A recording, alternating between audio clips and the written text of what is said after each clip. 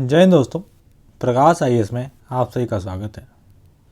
UP triple SC की जो one दरोगा वाली परीक्षा होने वाली है, उसके लिए हम अपना चैप्टर वाइज सिलेबस कवर कर रहे थे, जो कि अपनी ज्ञान मुद्रा पब्लिकेशन हाउस वाली जो किताब है उससे हम कर रहे थे। तो दोस्तों, अब तक हमने इसमें चैप्टर 10 तक देख लिया था। आज हम देखेंगे उसके आगे अपना अगला चैप्टर, मृदा और आर्द्रता संरक्षण। तो चलिए हम अपने अगले चैप्टर की तरफ बढ़ते हैं।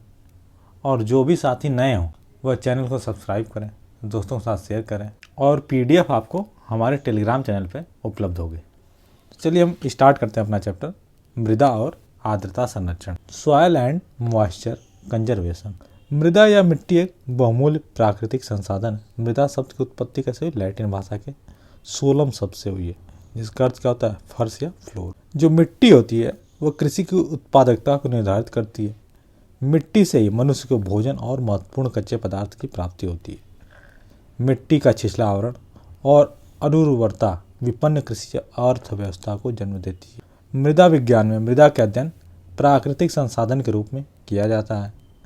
मिट्टी धरातल पर असंगठित पदार्थों की वह ऊपरी सतह है जिसे अपक्षय और विघटन के कारकों द्वारा शिलाओं और जैव पदार्थों से प्राप्त किया जाता है। लगभग 2.5 सेंटीमीटर मोटी ऊपर मृदा के निर्माण में 600 से लेकर 1000 वर्ष का समय लगता है। मृदा सैने, मलबा और जैव सामग्री का सम्मिश्रण होती है जो पृथ्वी की सतह पर विकसित होती है। मृदा अनेक तरह के खनिजों, पौधों और जीव जंतुओं के अवशेषों से बनी है। मूल चट्टान से ही वे खनिज पदार्थ प्राप्त होते हैं जिससे मिट्टी का रासायनिक संगठन प्रभावित होता है और उसे पोषक तत्व प्रदान किए जाते हैं। मृदा के घटक कौन होते हैं? खनिज कण, ह्यूमस तथा जल तथा वायु होते हैं। इसके आगे उच्च और जलवायु अन्नाच्छादन की प्रक्रिया को प्रभावित करते हैं, जबकि वनस्पति मिट्टी में ह्यूमस की मात्रा को निर्धारित करती है। जलवायु वनस्पति, भूमिगत जल, प्राकृतिक स्थलें और सूक्ष्म जीव सहित बहुत से कारक मृदा की जो प्रकृति है उसका निर्धारण करते हैं। जलवायु मृदा के निर्माण में रासायनिक तथा सूक्ष्म जैविक क्रियाओं का निर्धारण करती है। अपक्षय प्रक्रिया वह है जिसके अंतर्गत तापमान परिवर्तन, तुषार क्रिया, पौधों, प्राणियों और मनुष्यों के क्रियाकलापों द्वारा सेलों का टूटना या क्षय होना होता है। जलीय दशाएं और स्थानीय उच्चावच मिट्टी के गठन, पीएच मान आदि विशेषताओं का निर्धारण करते हैं। वनस्पतियों को पोषण प्रदान करने के लिए मृदा की प्राकृतिक क्षमता मृदा की उर्वरता कहलाती है। मृदा के बनावट में निम्नलिखित पदार्थों का योगदान रहता है, जैसे ह्यूमस या कार्बनिक पदार्थ 5 से 10% होते हैं। मृदा और जल लगभग 25%, मृदा और वायु लगभग 25%, खनिज पदार्थ लगभग 40 से 45%। इसके अतिरिक्त मृदा जीव व मृदा अपक्रिया भी मृदा संगठन में भागीदार होते हैं। मृदा की ऊर्ध्वाधर परिच्छेदिका में 3 लेयर पाए जाते हैं, 3 संस्तर पाए जाते हैं। कौन कौन से इसको देखते हैं आगे। जो क संस्तर होता है, जो सबसे ऊपर वाला लेयर होता है, जहाँ पौधों की वृद्धि के लिए अनिवार्य जैव पदार्थों का खनिज पदार्थ, पोषक तत्वों तथा जल के संयोग से होता है। सेकेंड लेयर में क्या होता है? जो ख संस्तर होता है। क संस्तर तथा ग संस्तर के बीच के संक्रमण खंड होता है, जिसके नीचे और ऊपर दोनों से पदार्थ प्राप्त होते हैं। मतलब आपका 3 लेयर होती है, ऐसे ऊपर हो गया क, बीच में हो गया ख और उसके नीचे आपका लेयर हो गई ग लेयर। और जो ग संस्तर होता है अपक्षयित शिला चूर्ण से होती है। इन तीनों संस्तरों के नीचे एक चट्टान होती है जिसे आधारित चट्टान कहते हैं। मृदा जिसका एक जटिल तथा भिन्न अस्तित्व है सदैव मृदा वैज्ञानिकों को आकर्षित करती रहती है। देखिए कणों का आकार क्या होता है अलग अलग मृदाओं में। तो जो बजरी और गोटिका प्रकार की मृदा होती है उसमें कणों का आकार 2.0 से अधिक होता है। वहीं स्थूल रेत में 0.2 से 2.0 तक, सूक्ष्म रेत में 0.05 से 2 पॉइंट तक, गाद में 0.002 से लेकर 0.05 और मृत्तिका जो होती है 0.002 से कम होती है। सबसे बारीक मिट्टी क्या बोलते हैं? कालिकी मृत्तिका बोलते हैं। कणों के बढ़ते आकार के आधार पर दूसरे को मृत्तिका गाद, बारीक रेत, स्थूल रेत, बजरी या गुटिका कहते हैं। भारत की अधिकांश मिट्टियाँ दोमट किस्म की हैं, जिनमें शीतोष्ण कटिबंधीय या अल्पाइन मिट्टियों की तरह अनुक्षेत्र वर्गीकरण नहीं कर पाया जाता है। प्राचीन काल में मृदा को 2 मुख्य वर्गों में बांटा जाता था। एक उर्वर मृदा जो उपजाऊ होती थी और एक ऊसर मृदा जो अनुपजाऊ होती थी। 16वीं शताब्दी में मृदा का वर्गीकरण उनकी सहज विशेषताओं तथा बाह्य लक्षणों पर जैसे गठन, रंग, भूमि का ढाल, मिट्टी में नमी की मात्रा के आधार पर किया गया था। गठन के आधार पर मृदाओं के मुख्य प्रकार कौन कौन से हैं? बलुई मृदा, मृडम्य मृदा, पांसु और दोमट इत्यादि। रंग के आधार पर लाल मिट्टी, पीली मिट्टी, काली मिट्टी ये सब आती हैं। सन 1956 में स्थापित भारत के मृदा सर्वेक्षण विभाग ने दामोदर घाटी जैसे कुछ चुने हुए क्षेत्रों में मृदाओं के व्यापक अध्ययन किए थे। इसके आगे देखते हैं। भारतीय कृषि अनुसंधान परिषद ICAR के तत्वाधान में राष्ट्रीय मृदा सर्वेक्षण ब्यूरो तथा भूमि उपयोग आयोजन एवं संस्थान ने भारत की मृदाओं पर बहुत से अध्ययन किए हैं। इसके बाद आप देख लेते हैं जो भारतीय मृदाएं हैं उनका वर्गीकरण कैसे किया गया।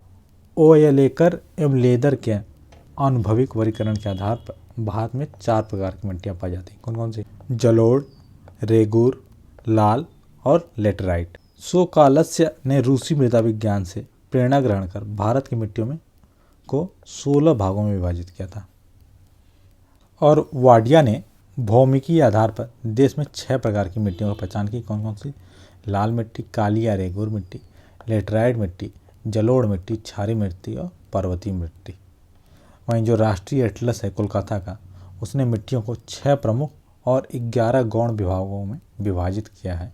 1963 में भारतीय कृषि अनुसंधान परिषद के राय चौधरी द्वारा देश की मिट्टियों को 7 प्रधान जलोढ़, पीट, लाल, लेटराइट, काली, मरुस्थली एवं पर्वतीय जैसे और 17 उप विभागों में विभाजित किया गया।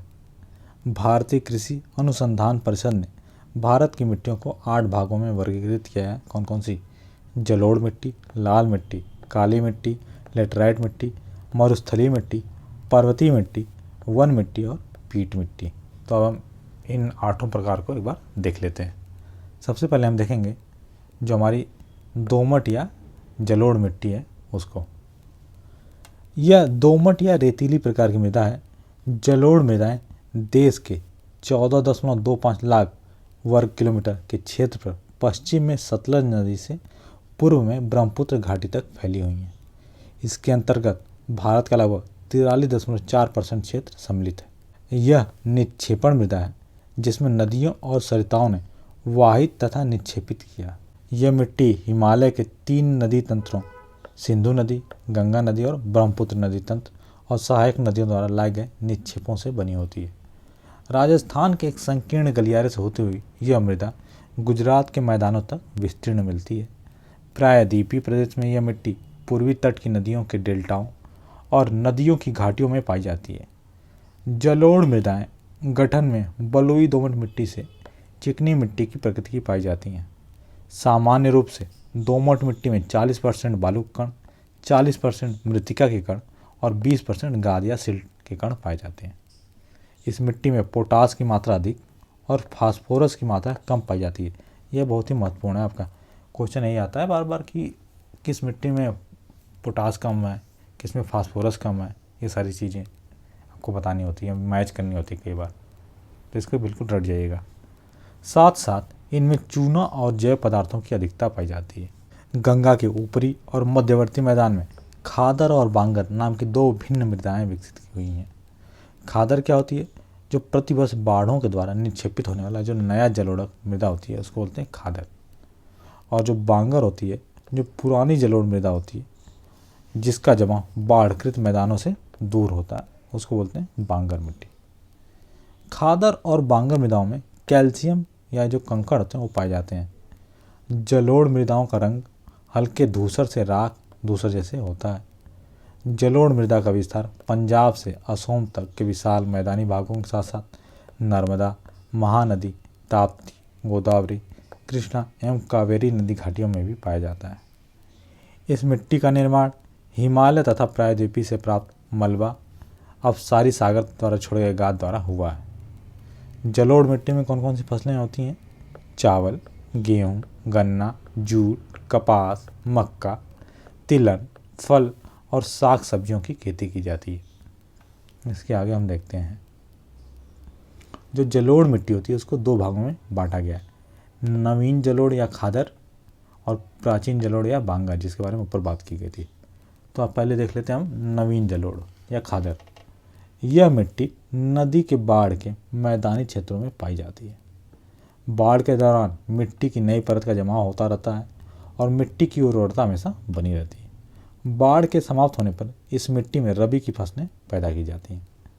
वहीं जो प्राचीन जलोढ़ मिट्टी होती है, यह मिट्टी बाढ़ की पहुंच से दूर ऊंचाई पर पाई जाती है। इसका रंग पीला रक्ताब भूरा होता है। लवणी और क्षारीय प्रस्फुटन के कारण इनमें रेह के जमाव देखे जाते हैं। इस मिट्टी में निर्मित उर्वरकों की जरूरत होती है। बांगर मिट्टी के निचले भागों में चावल और अन्यत्र गेहूं आदि फसलें भी उगाई जाती हैं। परिवहन कारक के आधार पर जलोढ़ मिट्टी के दो उपविभाग किए जाते हैं। कौन से?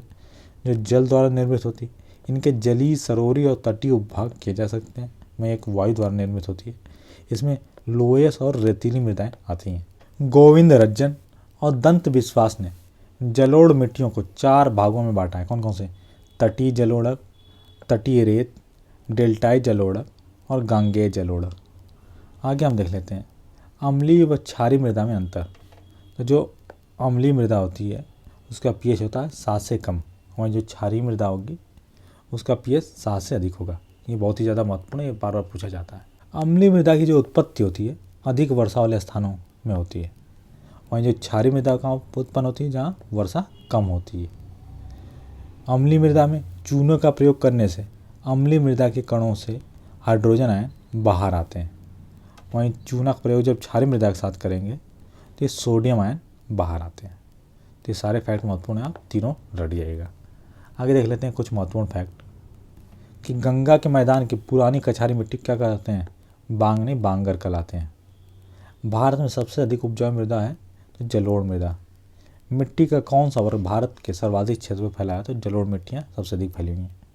किस मिट्टी का निर्माण हिमालय तथा प्रायद्वीप से प्राप्त मलबा तथा अवसारी सागर द्वारा छोड़े गए गाद द्वारा होता है? तो जो जलोढ़ मिट्टी होती है उसका होता है। नेक्स्ट हमारा मृदा जनन के विभिन्न प्रक्रमों को सक्रिय बनाने में सबसे महत्वपूर्ण कारक क्या होता है? तो सबसे महत्वपूर्ण होता है आपका जलवायु, जो क्लाइमेट होता है।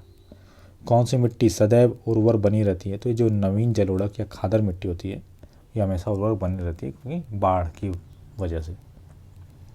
इसके बाद आगे है मृदा के निर्माण में किस खनिज पदार्थ की मात्रा सर्वाधिक होती है? तो जो क्वार्ट्स होता है उसकी मात्रा सर्वाधिक होती है। नेक्स्ट है जलोढ़ मृदा में किन तत्वों की अधिकता होती है? तो जो पोटेशियम और चूना होता है उसकी अधिकता पाई जाती है। वहीं सर्वाधिक उपजाऊ मिट्टी कौन सी है? जलोढ़ मृदा या दोमट। अम्लीय मिट्टी में किस आयन की अधिकता होती है? तो ये हाइड्रोजन या आयन की अधिकता पाई जाती है। वहीं जलोढ़ मृदाओं का रंग कैसा होता है? तो ये हल्के धूसर और राग धूसर कलर का होता है। तो ये सारे फैक्ट महत्वपूर्ण है, इसको देख लीजिए। इसके आगे हम देखते हैं जो अपनी दूसरी तरह की मिट्टी है, लाल मिट्टी। तो भारत में इस मिट्टी का विस्तार लगभग 8.7 लाख स्क्वायर किलोमीटर और जो 26.8% क्षेत्र में है।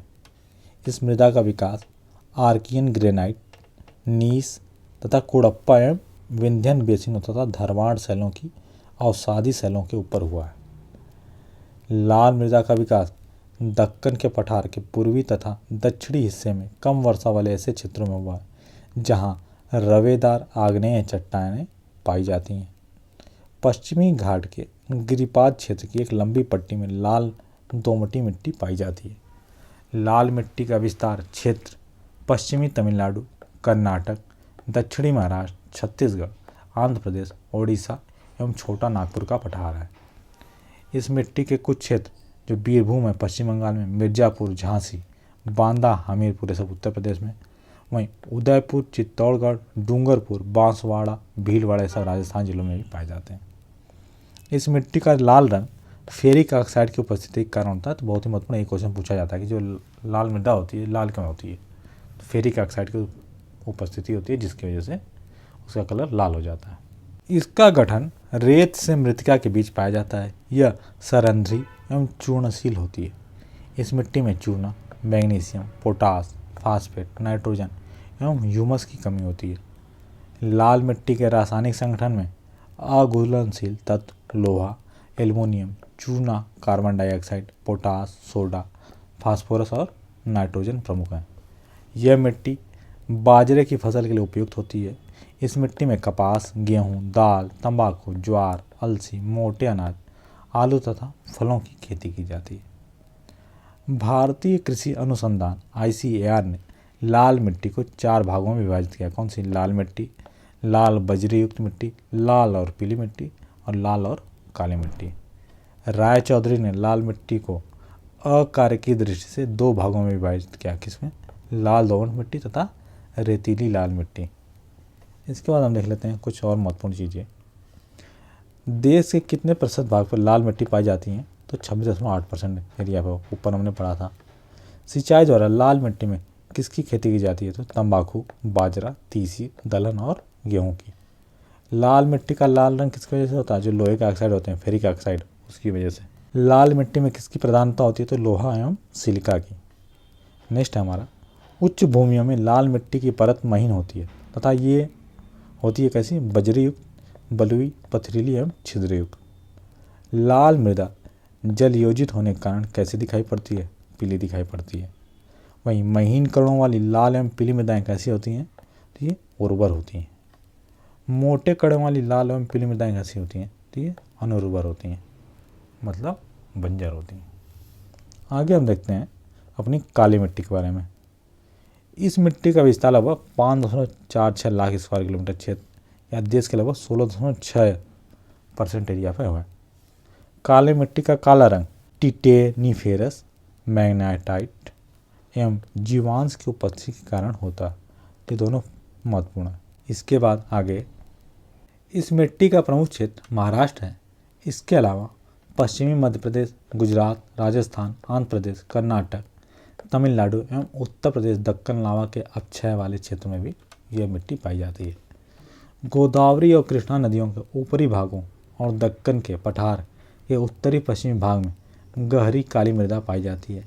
इस मिट्टी को क्या बोलते हैं? रेगूर बोलते हैं। कपास वाली काली मिट्टी भी इसे कहा जाता है। इस मिट्टी में तीव्र जल धारण की क्षमता पाई जाती है। सामान्यतः काली मृदाएं मृणम्य, गहरी और अपारगम्य होती हैं। काली मृदाएं गीली होने पर फूल जाती हैं और चिपचिपी हो जाती हैं और सूखने पर ये सिकुड़ जाती हैं। शुष्क ऋतु में इन मृदाओं में चौड़ी चौड़ी दरारें पड़ जाती हैं। इस मृदा को स्वतः जुताई वाली मृदा भी कहते हैं। इस मिट्टी में नाइट्रोजन, फास्फोरस तथा जैविक पदार्थों की काफ़ी कमी होती है। रासायनिक दृष्टि से काली मृदाओं में चूने, लौह, मैग्नीशियम तथा एल्युमिनियम के तत्व काफ़ी मात्रा में पाए जाते हैं। इस मिट्टी में कपास, तूर, खट्टे फल तथा चना, सोयाबीन, तिलहन, मोटे अनाज की खेती की जाती है। इसके बारे में और थोड़ा देख लेते हैं। तो काली मिट्टी का नाम और क्या क्या होता है? एक रेगूर सॉइल भी काली मिट्टी बोलते हैं, कपास की मिट्टी बोलते हैं, ट्रॉपिकल ब्लैक अर्थ बोलते हैं और ट्रॉपिकल चेरनोजेम बोलते हैं। रेगूर एक अपरिपक्व मृदा है जिसके निर्माण में किसकी विशिष्ट भूमिका होती है? तो जो उच्चावच और जलवायु की भूमिका होती है। भारत की मिट्टियों में कौन सा बैसाल्ट लावा के अपक्षय के कारण निर्मित हुई है? तो जो रेगूर मिट्टी है वह हुई है। रेगूर मिट्टी सबसे अधिक कहाँ पाई जाती है? तो महाराष्ट्र में पाई जाती है। झारखंड में काली मिट्टी कहाँ पाई जाती है? तो जो राजमहल पहाड़ी प्रदेश है वहाँ पाई जाती है। वहीं किस मृदा को पानी की कम आवश्यकता होती है क्योंकि वह नमी रोक कर रखती है? तो जो काली मिट्टी होती है वह। मालवा पठार की प्रमुख मिट्टी कौन सी है? तो काली मिट्टी होती है। लावा मिट्टियाँ पाई जाती हैं कहाँ पे? मालवा पठार में। कौन सी मिट्टी कपास की खेती के लिए सबसे उपयुक्त है? तो काली मिट्टी। भारत की मिट्टियों में से कपास की खेती के लिए कौन सी सर्वाधिक उपयुक्त है? तो जो रेगूर मिट्टी होती है, इसीलिए उसको कपास की मिट्टी बोलते हैं। देश की मिट्टियों में से किसे स्वतः कृषि मिट्टी कहा जाता है या स्वतः जुताई वाली मिट्टी? तो कपास की काली मिट्टी बोलते हैं। इसके बाद अगला हम देखते हैं अपनी लेटराइट मिट्टी को। लेटराइट एक लैटिन शब्द है जो कि लेटर से बना है, जिसका शाब्दिक अर्थ क्या होता है? ईंट होता है। लेटराइट मृदाएं उष्णकटिबंधीय भारी वर्षा के कारण होने वाली तीव्र निच्छालन क्रिया के परिणाम स्वरूप निर्मित हुई हैं। भीगने पर यह मिट्टियाँ बहुत मक्खन तरह मुलायम हो जाती हैं, परंतु सूखने पर बहुत कड़ी और ठेलेदार हो जाती हैं। यह मिट्टी भारत के 1.80 लाख स्क्वायर किलोमीटर क्षेत्र पर विस्तृत है। यह मिट्टी देश में लगभग 3.7% एरिया पर फैली हुई है। इन मृदाओं में जैव पदार्थ, नाइट्रोजन, फास्फोरस और कैल्शियम की कमी पाई जाती है। तथा लौह ऑक्साइड और पोटास की अधिकता पाई जाती है। इसके बाद देश में इस प्रकार की मृदा सर्वाधिक क्षेत्रफल कहाँ है? केरल तथा महाराष्ट्र एवं आसाम में है। लेटराइट मृदा को उपजाऊ बनाने के लिए खाद और उर्वरकों की काफ़ी मात्रा डालनी पड़ती है। तमिलनाडु, आंध्र प्रदेश और केरल में काजू जैसे वृक्षों वाली फसलों की खेती के लिए लाल लेटराइट मृदाएं अधिक उपयुक्त होती हैं। इस मिट्टी का उपयोग ईंट बनाने के लिए भी किया जाता है। लेटराइट मृदाएं सामान्यतः कर्नाटक, केरल, तमिलनाडु, मध्य प्रदेश तथा ओडिशा और असम के पहाड़ी क्षेत्रों में पाई जाती है। यह मिट्टी चाय एवं इलायची की खेती के लिए उपयुक्त होती है। महत्वपूर्ण चीज़ है, उर्वरकों के प्रयोग द्वारा इस मिट्टी में कपास, चावल, रागी, गन्ना, दाल, चाय, कहवा और काजू आदि की भी कृषि की जाती है। लेटराइट मिट्टियाँ सामान्यतः लौह तथा एल्युमिनियम में समृद्ध होती हैं। कणों के आधार पर लेटराइट मिट्टियाँ 3 प्रकार की होती हैं। कौन कौन सी? भूजलीय लेटराइट, गहरी लाल लेटराइट और श्वेत लेटराइट। गहरी लाल लेटराइट मिट्टी में उर्वरता की कमी होती है और यह लौह ऑक्साइड एवं पोटास की अधिकता होती है। सफ़ेद लेटराइट मृदा केओलिन के कारण सफ़ेद होती है। देखिए, जो मिट्टियों का रंग आया है और किसकी वजह से वैसा कलर आ रहा है, ये बहुत ही महत्वपूर्ण है। ये सारी चीज़ें आप नोट कर लीजिएगा। लेटराइट मृदा का लाल रंग लोहे के ऑक्साइड के कारण होता है। केरल, आंध्र प्रदेश, तमिलनाडु की लाल लेटराइट मृदा काजू की फसल के लिए अधिक उपयुक्त है। लेटराइट मिट्टी का सह्याद्री, पूर्वी घाट, राजमहल की पहाड़ियों, सतपुड़ा और विंध्य पहाड़ियों की शिखरों पर इसका पर्याप्त विकास देखा गया है। इसके बाद इसके बारे में थोड़ा देख लेते हैं। और लेटराइट मिट्टी कहाँ मिलती है? अक्सर केरल में। कौन सी मृदा प्रारूप लोहे का अतिरेक होने के कारण अनुर्वर होती है? तो लेटराइट मिट्टी। लेटराइट मिट्टियों का प्राधान्य क्या है? मालाबार तटीय प्रदेश में। लेटराइट मिट्टी भारी वर्षा क्षेत्रों में किससे निर्मित होती है? तो अपक्षालन से। और किस मिट्टी में टैपियोका और काजू की अच्छी उपज होती है? तो लेटराइट मिट्टी में। इसके बाद हम अगली मिट्टी अपनी देखते हैं। कौन सी है? मरुस्थलीय मिट्टी। यह मिट्टी राजस्थान, सौराष्ट्र, कच्छ, हरियाणा और दक्षिणी पंजाब के लगभग 1,42,000 स्क्वायर किलोमीटर क्षेत्र पर विस्तीर्ण है। इस मिट्टी में नाइट्रोजन, पोटास, फास्फोरस और चूना पाया जाता है। यह रेतीली मिट्टी हवा द्वारा उड़ा कर लाई जाती है, जो सिंचाई की सुविधा मिल जाने पर अच्छी उपज दे सकती है। इस मिट्टी में जैव पदार्थों और नाइट्रोजन की कमी पाई जाती है। इसमें मिलेट, ज्वार, बाजरा, मोटे अनाज, रागी और तिलहन की खेती होती है। इंदिरा गांधी नहर से लाभान्वित राजस्थान का गंगानगर जनपद आज खाद्यान्नों और कपास का एक प्रमुख उत्पादक क्षेत्र हो गया है। इनमें घुलनशील लवणों का प्रतिशत अधिक पाया जाता है, जबकि नमी और ह्यूमस की मात्रा कम होती है। जो मरुस्थलीय मिट्टी होती है उसको 2 पार्ट में डिवाइड किया जाता है। कौन सी? एक है रिगोसेलिक और एक लिथोसोलिक। आगे हम इसके बारे में देख लेते हैं। तो मरुस्थलीय मिट्टियाँ का विकास किस जलवायु दशाओं में हुआ है? तो शुष्क और अर्धशुष्क जलवायु दशाओं के कारण हुआ है। मरुस्थलीय मिट्टियाँ कैसी होती हैं? रेतीली और बजरी युक्त। कहाँ कहाँ इनका विस्तार होता है? राजस्थान, सौराष्ट्र, कच्छ, हरियाणा और दक्षिणी पंजाब में।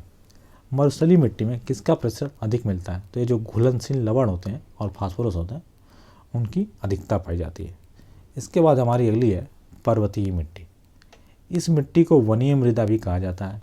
यह हिमालय क्षेत्र की घाटियों और ढालों पर 2700 मीटर से 3000 मीटर की ऊंचाई पर पाई जाती है। इसका विस्तार लगभग 2.85 लाख स्क्वायर किलोमीटर एरिया में हुआ है। यह मिट्टी पाटजोल, असम, दार्जिलिंग, उत्तराखंड, हिमाचल प्रदेश, जम्मू कश्मीर और लद्दाख में सामान्य ऊंचाई पर देवदार, चीड़ और नीला पाइन के क्षेत्रों में पाई जाती है। इसमें नाइट्रोजन, ह्यूमस काफ़ी मात्रा में पाए जाते हैं। इस मिट्टी में पोटास, चूना, फास्फोरस का अभाव मिलता है। इस मिट्टी में सेब, नाशपाती, आलूचा आदि फलों के वृक्ष पाए जाते हैं तथा चाय और केसर की खेती की जाती है। यह मिट्टी कैसी होती है? अम्लीय प्रकृति की होती है। उच्च स्थानों की मिट्टी को वनावरण, शिलाओं, ढाल और वर्षा के आधार पर भूरी मिट्टी, लाल दोमट, रेंडजीना एवं ग्ले आदि वर्गों में बांटा गया है। इसके बाद पर्वतीय मृदाएं अम्लीय और कम ह्यूमस वाली होती हैं। निचली घाटियों में पाई जाने वाली मृदाएं कैसी होती हैं? उर्वर होती है। पर्वतीय मृदाओं का स्वभाव कैसा होता है? अम्लीय, बताया गया ऊपर। पर्वतीय मृदा में किसकी प्रचुरता होती है? तो जो जीवांश होते हैं उनकी प्रचुरता पाई जाती है। पर्वतीय मिट्टियाँ किस रंग की होती हैं? तो गहरे भूरे रंग की होती हैं। इसके बाद जो हमारी अगली मिट्टी है कौन सी? वन मिट्टी। तो इस तरह की मिट्टी हिमालय के शंकुधारी वन क्षेत्रों में 3000 मीटर से लेकर 3100 मीटर के बीच पाई जाती है, तो ये उससे और ऊंचाई पर पाई जाती है। यह मिट्टी वनीय क्षेत्रों में, पूर्वी घाट और तराई क्षेत्रों में पाई जाती है। वनीय क्षेत्रों का धरातल पेड़ पौधों की पत्तियों आदि से ढका होता है। इनके सड़ने गलने से ऊपरी भाग में मिट्टी का रंग काला हो जाता है और जो नीचे की ओर धूसर भूरा या धूसर लाल रंग का हो जाता है। इस मिट्टी में पोटास, फास्फोरस एवं चूने की कमी पाई जाती है। इसमें चाय, कहवा, मसाले, गेहूँ, चावल, मक्का, जौ आदि का उत्पादन किया जाता है। इसके बाद जो हमारी अगली और आखिरी मिट्टी है, क्या बोलते हैं उसको, पीट मिट्टी। यह मिट्टी आर्द्र क्षेत्रों में पर्याप्त मात्रा में पाई जाती है। ये मिट्टियाँ वर्षा ऋतु में जल में डूबी रहती हैं और बाद में इस मिट्टी में चावल की खेती की जाती है। यह मिट्टी काली, भारी और अम्लीय होती है। इसमें जैव पदार्थ और लवण की अधिकता एवं फास्फोरस और पोटास की कमी पाई जाती है। इसके बाद पीट मिट्टी कभी कभी फेरस और अल्मोनियम सल्फेट की अधिकता कारण जहरीली भी हो जाती है। तो ये भी महत्वपूर्ण है कि किसकी वजह से जहरीली हो जाती है। इस मिट्टी का निर्माण केरल तथा तमिलनाडु के आर्द्र प्रदेशों में होता है। इसके बाद हम आगे देखते हैं जो अपनी अन्य मिट्टियां हैं उनको। अन्य मिट्टियों में हम देखते हैं सबसे पहले दलदली मिट्टी। निम्न क्षेत्रों में जलाक्रांति और अवायु दशाओं में इस मिट्टी का निर्माण होता है। यह अम्लीय मृदा है। फेरन आयन होने के कारण इसका रंग नीला होता है। यह भी महत्वपूर्ण है। इसमें कार्बनिक पदार्थ की मात्रा 40 से 50% तक होती है। दलदली मिट्टी ओडिशा तट, सुंदरवन, तमिलनाडु के तटीय क्षेत्रों में, उत्तरी बिहार के मध्यवर्ती भाग और उत्तराखंड के अल्मोड़ा जिले में पाई जाती है। इस मिट्टी में क्या धान उगाया जाता है, महत्वपूर्ण। शुष्क मिट्टी अगली, यह मिट्टी लाल तथा किशमिशी प्रकार की होती है। इस मिट्टी में नमी और ह्यूमस की मात्रा कम होती है। सिंचाई किए जाने पर इस मिट्टी में पौधों की निरंतर वृद्धि के लिए पर्याप्त नमी बनी रहती है। नेक्स्ट हमारा, यह मिट्टी विशिष्ट शुष्क स्थलाकृति वाले पश्चिमी राजस्थान में विकसित हुई है। अगली जो मिट्टी है वो हमारी तराई मिट्टी। इस मिट्टी का निर्माण शिवालिक पहाड़ियों में प्राप्त अपर्दित पदार्थों के निक्षेपण से हुआ। गेहूं, चावल और गन्ना उत्पादन के लिए मिट्टी उपयुक्त है। यह मिट्टी हिमालय के गिरिपथ के सहारे पंजाब, उत्तर प्रदेश, बिहार एवं पश्चिम बंगाल राज्यों में विस्तीर्ण है। लवणी मिट्टी एवं क्षारीय मिट्टी, यह मिट्टी 68,000 स्क्वायर किलोमीटर एरिया में फैली हुई है। इस मिट्टी को ऊसर, रेह, राकर, कल्लर, चोपन, कर्ल एवं धूर आदि नामों से जाना जाता है। नहर से सिंचित क्षेत्रों में ऐसी मिट्टियों का विस्तार बढ़ रहा है। यह मिट्टी पंजाब, हरियाणा, बिहार, उत्तर प्रदेश एवं महाराष्ट्र राज्यों के शुष्क क्षेत्रों में पाई जाती है। इसमें नाइट्रोजन और चूने की कमी पाई जाती है। इसमें चावल, गेहूं, कपास, गन्ना, तंबाकू इत्यादि फसलों की खेती की जाती है। बरसीम, चावल और गन्ना की खेती करके लवणीय मिट्टी को सुधारा जा सकता है क्योंकि ये फसलें जो लवणा रोधी हैं। अगली हमारी कंकाली मिट्टी। यह क्या है, अप्रौढ़ मिट्टी। यह मिट्टी लद्दाख की सैल चट्टानों और विंध्य बलुआ पत्थर के ऊपर पाई जाती है। कंकाली मिट्टी में मोटे अनाजों की कृषि की जाती है। इसके बाद हम देखते हैं मृदा अपरदन के बारे में। मृदा अपरदन महत्वपूर्ण टॉपिक है। जल, वायु आदि द्वारा मिट्टी के ऊपरी आवरण के क्रमिक उपनयन को मृदा अपरदन कहते हैं। यह एक भौतिक क्रिया है।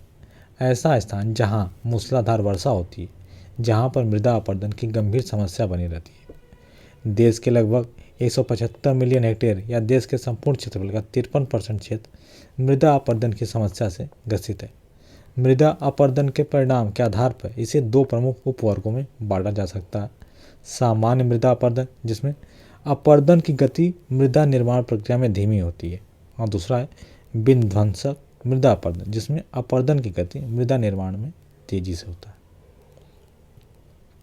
अपरदन के अभिकर्ताओं में कौन कौन से आते हैं? जल, वायु और समुद्री लहरें प्रमुख हैं। भारत में जल द्वारा मृदा अपरदन बहुत प्रभावशाली है। इसके 3 प्रकार होते हैं: परत अपरदन, नदी का अपरदन और अवनालिका अपरदन। परत अपरदन समतल भूमियों पर मूसलाधार वर्षा के बाद होता है। इसमें मिट्टी की सूक्ष्म और अधिक उर्वर ऊपरी परत हट जाती है। अवनालिका अपरदन सामान्यतः तीव्र ढालों पर होता है। जिस प्रदेश में अवनालिकाएं अथवा बीहड़ अधिक संख्या में होते हैं उसमें उत्खात भूमि स्थलाकृति कहा जाता है उसको। उत्खात भूमि स्थलाकृति। चंबल नदी की द्रोणी में बीहड़ बहुत विस्तृत है। तमिलनाडु और पश्चिम बंगाल में भी बीहड़ पाए जाते हैं। देश के लगभग 8,000 हेक्टेयर भूमि प्रतिवर्ष बीहड़ में परिवर्तित हो जाती है। भारत में चंबल घाटी क्षेत्र में खोह खड्डों का निर्माण और नालिका अपर्दन के कारण हुआ है। वर्षा की बूंदों के आघात से मृदा कणों के पृथक्करण को बौछार, आसफाल या बूंदाघात अपर्दन के नाम से भी जाना जाता है। भारत में मृदा अपर्दन से सबसे अधिक प्रभावित क्षेत्र कौन से हैं? चंबल और यमुना नदियों का जो उत्खात भूमि क्षेत्र हुआ। दूसरा, पश्चिमी हिमालय या शिवालिक पहाड़ियों का गिरिपदीय क्षेत्र। थर्ड है हमारा छोटा नागपुर का पठार। अगला है ताप्ती से साबरमती घाटी तक का क्षेत्र जो गुजरात में। नेक्स्ट है हरियाणा, राजस्थान, गुजरात के शुष्क क्षेत्र। अगला महाराष्ट्र का रेगड़ मिट्टी वाला क्षेत्र। ये सारे जो है भारत के जो मृदा अपर्दन है उससे सबसे अधिक प्रभावित क्षेत्र है। मृदा अपर्दन भारतीय कृषि के लिए एक गंभीर समस्या है। नदी की घाटियों में अपरिचित पदार्थों के जमा होने से उनकी जल प्रवाह क्षमता घट जाती है, जिससे बाढ़ की स्थिति उपस्थित हो जाती है। उत्तर प्रदेश में आगरा, इटावा, जालौन और मथुरा जिलों में चंबल और यमुना नदियों के कछार में अवनालिका अपर्दन से विस्तृत क्षेत्र बीहड़ों में परिवर्तित हो गए हैं। मध्य प्रदेश में चंबल और अन्य नदियों द्वारा अवनालिका अपर्दन के कारण मुरैना, भिंड एवं ग्वालियर जिलों में 4,19,000 हेक्टेयर एरिया की भूमि बीहड़ और बंजर हो गई है।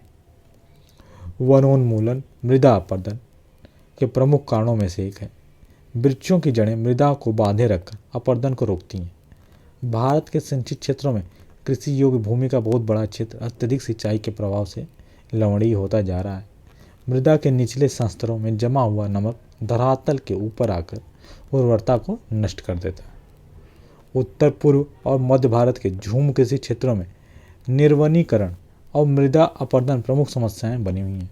इससे प्रतिवर्ष लगभग 15 लाख हेक्टेयर वन खत्म हो जाते हैं। वायु अपर्दन का क्षेत्र राजस्थान और समीपवर्ती राज्यों तक सीमित है, परंतु मरुस्थल का प्रसरण एक चिंता की बात है।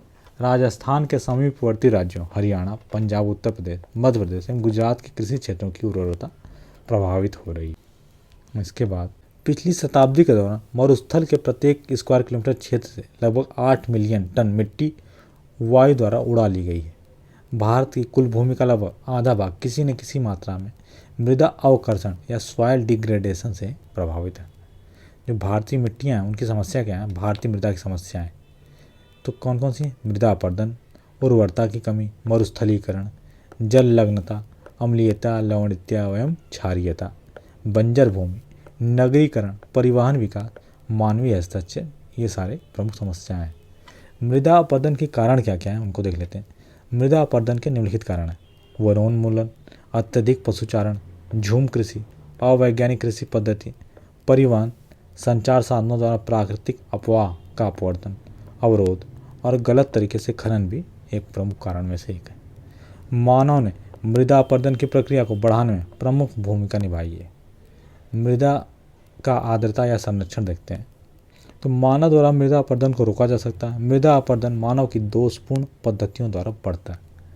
तो जो अवनालिका अपर्दन है उसको रोकने के लिए उनके बनने पर नियंत्रण और प्रयत्न किए जाना चाहिए। शुष्क और कृषि योग्य भूमि पर बालू के टीले के प्रसार को रोकने के लिए वृक्षों को लगाना चाहिए। कृषि के लिए उपयुक्त न होने वाली भूमि को चारागाहों में बदल देना चाहिए। मृदा संरक्षण के लिए सर्वोत्तम उपाय भूमि उपयोग की समन्वित योजनाएं हो सकती हैं। मृदा संरक्षण के 2 उपाय हैं, कौन कौन से? एक लघु उपाय और एक दीर्घ उपाय, मतलब कम टाइम के लिए और लॉन्ग टाइम। तो जो शॉर्ट टाइम उपाय उस कौन कौन सा है?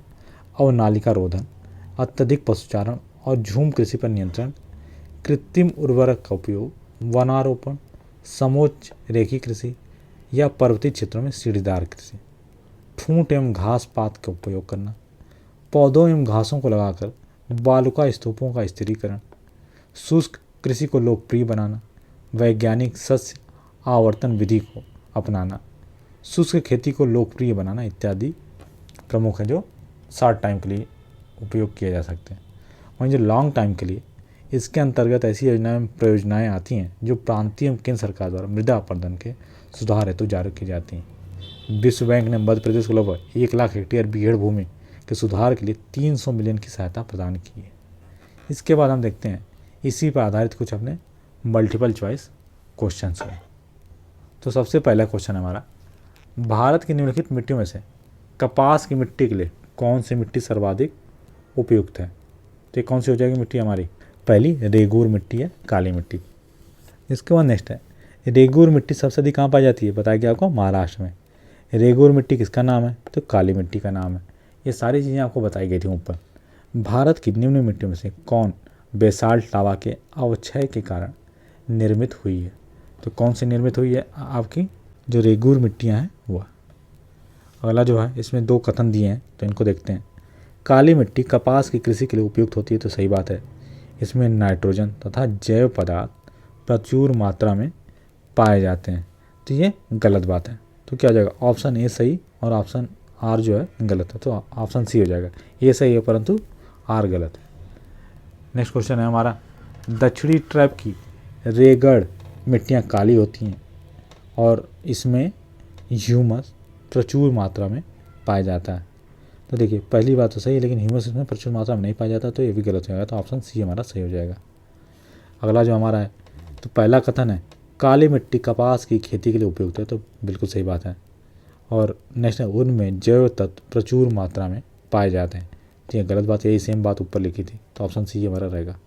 नेक्स्ट, देश में निम्नलिखित मिट्टियों में से किसे स्वतः कृषि मिट्टी कहा जाता है, तो किसको बोला जाता है, जो कपास की काली मिट्टी होती है उसको। किस मृदा को सिंचाई की कम आवश्यकता होती है, क्योंकि वह नमी रोक कर रख सकती है, तो जो हमारी काली मिट्टी होती है उसको सिंचाई की कम आवश्यकता होती है। इसके बाद जो हमारा अगला क्वेश्चन है, मालवा पठार की मुख्य मिट्टी कौन सी है, तो ये काली मिट्टी है। इसके बाद जो हमारा अगला क्वेश्चन है कि लावा मिट्टियाँ कहाँ पाई जाती हैं, ये पाई जाती हैं आपकी मालवा पठार में। कौन सी मिट्टी कपास की खेती के लिए सबसे उपयुक्त है, तो काली मिट्टी। निम्नलिखित में से कौन सा मृदा प्रारूप लोहे का अतिरेक होने के कारण अनुर्वर हो जाता है, तो आपको बताया गया था कौन सा हो जाता है, लेटराइट। नेक्स्ट, निम्नलिखित कथनों में से कौन लेटराइट मिट्टियों के लिए सही नहीं है, तो कौन सी बात इसमें सही नहीं है कि इसमें चूना प्रचुर मात्रा में पाया जाता है, सही नहीं है। इनकी उर्वरता कम होती है, बात सही है। अपक्षालित मिट्टियाँ होती हैं और आर्द्र अपक्षालित प्रदेश की मिट्टियाँ, सारी बातें सही हैं। नेक्स्ट क्वेश्चन है, लेटराइट मिट्टियों का प्राधान्य है, तो लेटराइट मिट्टियों का प्राधान्य क्या है, ये मालाबार तटीय प्रदेश में पाई जाती हैं। इसके बाद अगला क्वेश्चन है, पश्चिम बंगाल की तुलना में आंध्र प्रदेश के शुद्ध रोपित क्षेत्र की उसके कुल क्षेत्रफल में प्रतिशतता कम है, तो ये बात तो सही है। और अधिकांश आंध्र प्रदेश की मृदा मखराला या लेटराइट प्रकार की है, तो ये गलत है, तो ऑप्शन सी हो जाएगा हमारा। इसके बाद जो हमारा अगला क्वेश्चन है कि भारत की लेटराइट मिट्टियों के बारे में निम्नलिखित में से कौन से कथन सही हैं, तो कौन कौन से कथन सही हैं आपके। पहला, वे साधारणतः लाल रंग की होती हैं, तो ये तो बात सही है। इसमें नाइट्रोजन और पोटास में समृद्ध होती हैं, गलत है। उनका राजस्थान और उत्तर प्रदेश में अच्छा विकास हुआ, ये भी गलत है। ऑप्शन डी, इन मिट्टियों में टायोपिका और काजू की अच्छी उपज होती है, तो हाँ ये बात सही है, तो ऑप्शन सी हो जाएगा हमारा सही। नेक्स्ट है, लेटराइट मिट्टी कहाँ मिलती है, तो अगला क्वेश्चन में तो ये महाराष्ट्र में मिलती है। इसके बाद अगला क्वेश्चन है हमारा, निम्नलिखित में से किस प्रकार की मृदा की जल धारण क्षमता सबसे कम होती है, तो सबसे कम किसकी होती है, बलुई दोमट की। इसके बाद नेक्स्ट क्वेश्चन है, गंगा के मैदान की पुरानी कछारी मिट्टी को क्या कहा जाता है, तो जो पुरानी कछार होती है उसको बोलते हैं बांगर मिट्टी। भारत में सबसे बड़ा मिट्टी का वर्ग जो है वह कौन सा है, तो ये हमारा कछारी मिट्टी। भारत में सबसे अधिक उपजाऊ मृदा कौन सी होती है, तो आपको बताया गया ऊपर बार बार कौन सी है, जलोढ़ मिट्टी। नेक्स्ट है, दोमटी लोम मिट्टी में मिट्टी का कौन सा कण मिलता है, तो इसमें हमारा मिलता है बालू कण, चिकना कण और 500 कण, मतलब सभी प्रकार के कण, ऑप्शन डी सही हो जाएगा। इसके बाद भूमि उर्वरता बढ़ाने के लिए निम्नलिखित में से कौन सी फसल उगाई जाती है, तो कौन सी फसल, उड़द की फसल। अगला जो क्वेश्चन है, निम्नलिखित में से कौन सी फसल मृदा को नाइट्रोजन से भरपूर कर देती है, तो जो मटर होती हैं, जो दालें और मटर होती हैं, ये सब नाइट्रोजन से भरपूर कर देती हैं। अगला क्वेश्चन है हमारा, पश्चिमी राजस्थान की मिट्टी में किसकी मात्रा अधिक होती है, तो वहाँ कैल्शियम अधिक पाया जाता है। नेक्स्ट है, निम्नलिखित में से किस कण का व्यास 0.002 मिलीमीटर से कम होता है, तो ये ऊपर भी आपको बताया गया था किसका कम होता है, जो मृत्तिका होती है उसका सबसे कम होता है। पौधों को सबसे अधिक पानी किस मिट्टी में मिलता है, तो सबसे अधिक पानी चिकनी मिट्टी में मिलता है। नेक्स्ट हमारा, हिमालय की मिट्टियों में ह्यूमस प्रचुर मात्रा में पाया जाता है, तो ये बात क्या है, गलत है। और हिमालय क्षेत्र में सर्वाधिक क्षेत्र वनाच्छादित है, तो ये बात तो सही है। तो क्या हो जाएगा हमारा ऑप्शन डी हो जाएगा। ये गलत है किंतु आर सही है। इसके बाद जो हमारा अगला क्वेश्चन है कि भारतीय मृदाओं में जिस सूक्ष्म तत्व की सर्वाधिक कमी कौन सा होता है? जस्ता सबसे अधिक कम पाया जाता है। इसके बाद अगला क्वेश्चन है भारत के कुछ भागों में यात्रा करते हुए आप देखेंगे कि कहीं कहीं लाल मिट्टी पाई जाती है। मिट्टी के इस रंग का कारण क्या है? ये बताया गया था जो फेरिक ऑक्साइड की प्रेजेंस होती है उसकी वजह से लाल हो जाती है।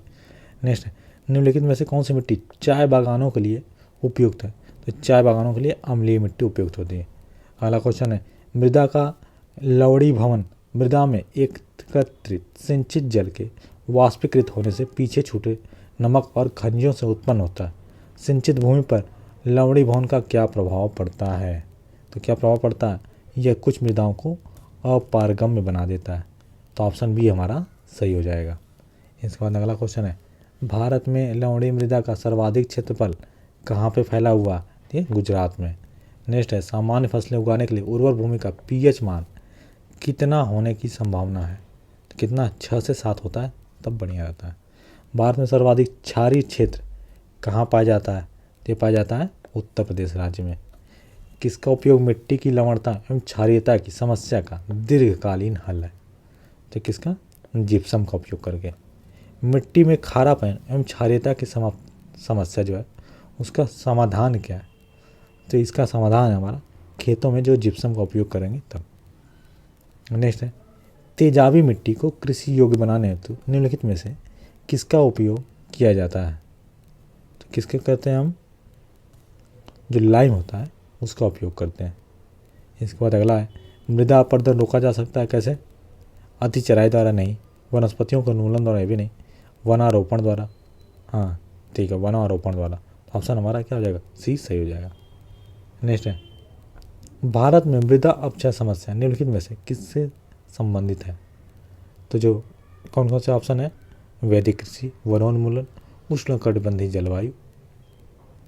तो इनमें से हमारा जो केवल दूसरा है क्या? वनोन्मूलन, उससे संबंधित होगा। इसके बाद नेक्स्ट है मृदा संरक्षण के संदर्भ में निम्नलिखित प्रचलित पद्धतियों पर विचार करना था और बताना है कि कौन कौन सी विधियाँ उपयुक्त हैं। समस्यावर्धन या फसलों का हेरफेर, बालू की बाढ़, वेदिका निर्माण या टेरेसिंग और वायुरोध। तो फसलों का हेरफेर करेंगे तो सही है, वेदिका निर्माण करेंगे तो भी सही है, और जो हम वायुरोध करेंगे ये भी सही है। लेकिन जो अगर बालू की बाढ़ लगा देते हैं तो ये हमारे गड़बड़ हो जाएगा। तो इसको हटा के ऑप्शन सी हमारा सही हो जाएगा। वहीं उसके बाद हमारा अगला है कि फसल चक्र आवश्यक इसलिए है तो जो मृदा की उर्वरा शक्ति है उसमें वृद्धि है। तो इसके बाद नेक्स्ट हमारा कौन सा तरीका मिट्टी की उर्वरता प्राप्त करने का नहीं है? तो जो बीज संशोधन है ये मिट्टी की उर्वरता उससे प्राप्त नहीं होती है। नेक्स्ट है कृषि भूमि में किसके पौधे उगाने के भूमि का अपरदन अधिकतम तीव्रता से होता है? तो किसकी फसल? जब सोरगम की फसल हम लगाते हैं तब। नेक्स्ट है निम्नलिखित में से मृदा अपरदन प्रक्रियाओं की जो सॉइल इरोजन की प्रोसेस होती हैं उनके सही क्रम को पहचानना। तो सही क्रम कई बार एग्जाम में पूछा गया है। देखिए सबसे पहले क्या होता है? आसफाल अपरदन होता है, फिर परत अपरदन, फिर ड्रिल अपरदन और फिर अवनालिका अपरदन। तो ये महत्वपूर्ण है, इसको याद रख लीजिएगा। इसके बाद अगला क्वेश्चन है चंबल घाटी के खो खड्डों के निर्माण का कारण निम्नलिखित में से किस प्रारूप का अपरदन कहलाता है? तो ये हमारा कहलाता है अवनालिका अपरदन। इसके बाद नेक्स्ट है मध्य प्रदेश के निम्नलिखित में से किस जिले में मृदा अपरदन या मिट्टी कटाव की समस्या है? तो जो मुरैना जिला है वहाँ पर। नेक्स्ट है निम्नलिखित में से भारत का कौन सा क्षेत्र मृदा अपरदन या इरोजन से अत्यधिक प्रभावित क्षेत्र है? तो सबसे अधिक कहाँ पर होता है आपका इरोजन? जो चंबल घाटी है वहाँ पे। इसके बाद अगला हमारा 50वें नंबर का क्वेश्चन भारत में से किस क्षेत्र में मृदा अपरदन सॉइल इरोजन समस्या गंभीर है? तो यह आपको पढ़ाया भी गया है पहले ही। कहाँ पे सबसे अधिक है? शिवालिक पहाड़ियों के जो पाद क्षेत्र होता है नीचे वाला वहाँ पे। लेटराइट मिट्टी कहाँ पाई जाती है? तो ये पाई जाती है आर्द्र व शुष्क जलवायु वाले उष्णकटिबंधीय क्षेत्रों में। नेक्स्ट है निम्नलिखित में से किस राज्य में लेटराइट मिट्टी पाई जाती है? तो यह पाई जाती है सबसे अधिक महाराष्ट्र में। ऊंचे क्षेत्रों में लेटराइट मृदा की रचना कैसी होती है? तो ये होती है आपकी अम्लीय। मृदा की लवणता कैसे मापी जाती है? तो ये मापी जाती है चालकता मापी के द्वारा। नेक्स्ट है लोनी और क्षारीय मृदा का भारत में एक और नाम है। इसका एक और नाम क्या है आपका? कल्लर मृदा। अगला जो क्वेश्चन है कि जो पेट्रोलॉजी होता है इसमें हम किसका अध्ययन करते हैं? तो पेट्रोलॉजी में चट्टानों का अध्ययन करते हैं। वहीं जो हमारा अगला क्वेश्चन है, निम्नलिखित में से वह फसल कौन सी है जो जलोढ़ मिट्टी में उगती है और जिसके लिए प्रचुर मात्रा में पानी की आवश्यकता होती है? तो किसकी होती है? चावल की फसल, जो धान उगता है। व्यर्थ भूमि के अंतर्गत अधिकतम क्षेत्र वाला राज्य कौन सा है? तो सबसे अधिक व्यर्थ भूमि कहाँ है? राजस्थान में। नेक्स्ट है, कपास के उत्पादन के लिए सबसे अच्छी मिट्टी कौन सी है? तो आपको बार बार बताया गया कौन सी मिट्टी है? काली लावा वाली मिट्टी जो होती है कपास उत्पादन के लिए बहुत ही अच्छी होती है। नेक्स्ट है, भारत के उत्तरी मैदानों की मृदा सामान्यतः कैसे बनी है? तो इसके किसके कारण? तलोचन के कारण हुई है। ऑप्शन बी हमारा इसमें सही हो जाएगा। इसके बाद नेक्स्ट क्वेश्चन है, पर्वतीय स्लोपों या हिल स्लोप पर मृदा अपरदन को किस प्रकार से नियंत्रित किया जा सकता है? तो पर्वतीय स्लोपों को हम क्या करते हैं? समोच्च रेखी जुताई करके जो मृदा अपरदन है उसको रोकते हैं। नेक्स्ट है, खादर और बांगर निम्नलिखित में से किस प्रकार की मिट्टी है? तो ये आपको बताया गया था किस प्रकार की होती है? जलोढ़ प्रकार की। अगला क्वेश्चन है, भारत में मिट्टी बचाओ आंदोलन कहाँ से प्रारंभ हुआ था? ये क्वेश्चन बहुत महत्वपूर्ण है। कहाँ से? दरभंगा, बिहार से। कई बार क्वेश्चन पूछा जा चुका है। अगला क्वेश्चन है, काली कपास मिट्टी निम्नलिखित में से किस नाम से भी जानी जाती है? तो काली कपास मिट्टी को हम रेगुर मिट्टी के नाम से भी जानते हैं। उसके बाद जो हमारा नेक्स्ट क्वेश्चन है, निम्नलिखित कथन पर ऊसर मिट्टी के संबंध में कौन सा है? तो देखिए, चूने का प्रयोग करके इसको सुधारा जा सकता है, गलत बात। इस मिट्टी का पीएच मान 7 से अधिक होता है, तो ये तो सही है। अगला, इस मिट्टी में धान की फसल उगाई जा सकती है, ये भी सही है। तो क्या हो जाएगा हमारा? ऑप्शन बी 2 और 3 सही। इसके बाद जो हमारा अगला क्वेश्चन है, जलोढ़ मिट्टी के संदर्भ में निम्नलिखित में से दिए गए 4 कथनों में से सही कथन को चुनना था। तो कौन सा जो जलोढ़ मिट्टी के बारे में सही कथन है कि यह मिट्टी में फास्फेरिक एसिड भरपूर मात्रा में पाया जाता है, तो ये बात सही है। इसके बाद जो हमारा आज का आखिरी क्वेश्चन है, मध्य प्रदेश में चंबल नदी घाटी किसका उदाहरण है? तो ये उत्खात भूमि का उदाहरण है, तो ये भी महत्वपूर्ण है। तो दोस्तों, इस तरीके से हमने अपना मृदा वाला जो चैप्टर है उसको देखा। अगले लेक्चर में मिलेंगे अपने अगले चैप्टर के साथ। तब तक आप सभी को नमस्कार, धन्यवाद।